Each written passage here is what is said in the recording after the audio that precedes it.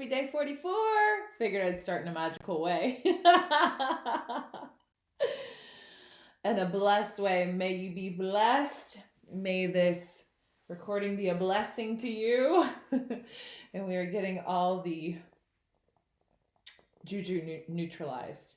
This is beautiful, sacred, responsibly sourced Palo Santo. And for me, Palo, someone asked me the difference between saging, this is a little sage bundle, and Palo Santoing. For me, when I'm called to, it's all intuitive. So when I'm called to means when I'm guided to. I just realized I didn't have my AirPods on. Hold on. I told y'all it'd be raw and we would learn as we go. All right. AirPods on. I hope the sound is immaculate. Hang on. Let me make sure it's connected to my computer and not my phone. Look at the Palo Santo.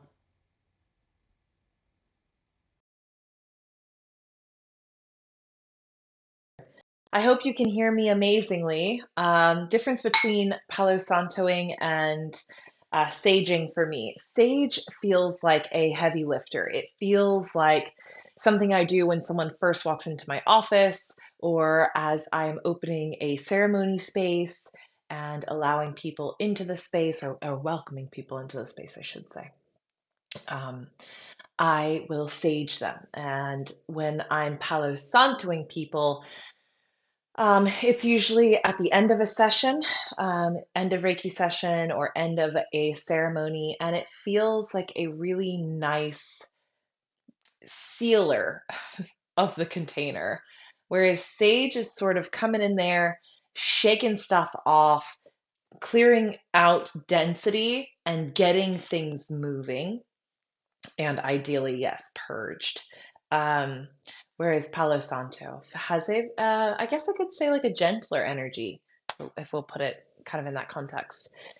We have moved into a new gene key that I will speak about most likely tomorrow. It's gene key 59. It's a very sacred key for me. And today, um, I wanted to I wanted to briefly speak about the closing of the 29th gene key, the devotion key.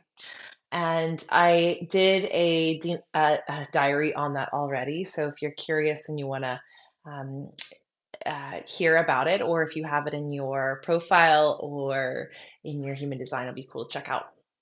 But one thing I wanted to share is more of a personal take on what I've experienced with this key moving through this transit. And it has absolutely cracked me open in the sense of commitment. And it has shown me what it feels like to truly experience commitment, the truest version of it that I've seen yet. And it has completely debunked my prior views on what commitment looked like and what devotion looked like. I have just been surrounded by individuals who continually show me and remind me that true devotion is a pleasure. It's a honor to give, to serve. And I read an amazing paragraph in the book Conversations with God that highlights this and underlines this um, pleasure of devotion and commitment when it spoke about how those who truly understand love and the dynamics of the universe and our societies understand that they are stewards. They're not necessarily receivers and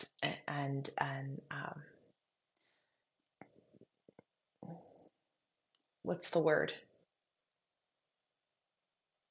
It, it changes the relationship from being contractual is what I'm trying to say to being service oriented. And I love this perspective shift. That is what the 29th Gene Key has shown me this past week, of how it can be an honor to commit, it can be a true pleasure to devote, and to love another is to become a steward of them and the relationship, to cultivate a deepening of connection. And stewardship is an honorable task. It is something that you do with a smile on your face, is how I picture it. And like, what a beautiful concept if we were to go around and take care of our homes or take care of our plants, take care of each other with that stewardship heart, the heart of a steward. Um, how can I serve this person? It makes me think of Clarissa Closer's book of Women Who Run with the Wolves, when she says, find a partnership where the other sees you as a garden for which to be nurtured, not just to survive and, let's just keep this thing running, but to see it thrive, to see it grow, to see it expand.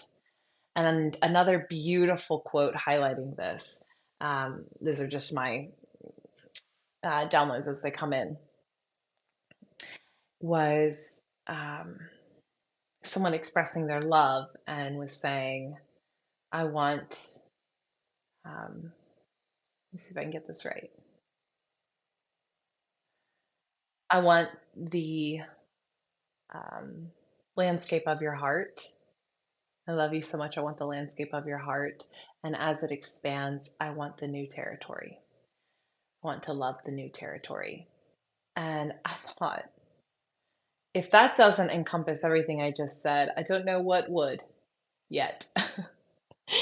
I have been loving playing with words and been loving playing with this idea of devotion. I've already shared with you my word of the year stamped on my gold bracelet here is devotion.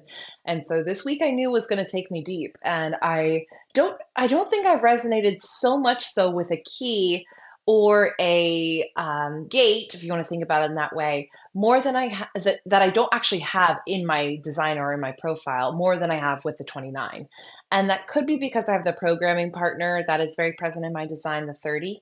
um, but yeah, it's a mystery, and I'm not questioning it. I'm just embracing it, because Richard says this all the time, but I had yet to experience it for myself, that there are keys that are just signature keys for you that you may have present in your profile or not.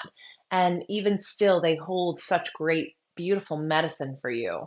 And I know that I have a tendency to be attracted to people that have this key and have a healthy expression of it, which can feel very inspiring for me to witness and see in being expressed in a human, in a being. So tomorrow I will update us on the new gene key that we have moved into, the 59. It is going to be exciting. Um, Again, I'll be speaking from a personal place about it. Oh, and on cue, we end with a yawn. I started recording the diaries at night, and so oh my gosh, I just have to laugh at myself. I really loved how this project has softened me and helped keep me playful and not ever, ever, ever taking myself too seriously. So, I love you all. I hope that this little contemplation spurs some thoughts for you. And I will see you tomorrow, updating us on the new gene key that we are moving through. I love you all. Mwah. Have a beautiful day, night, morning, evening, wherever you are. Sending you blessings.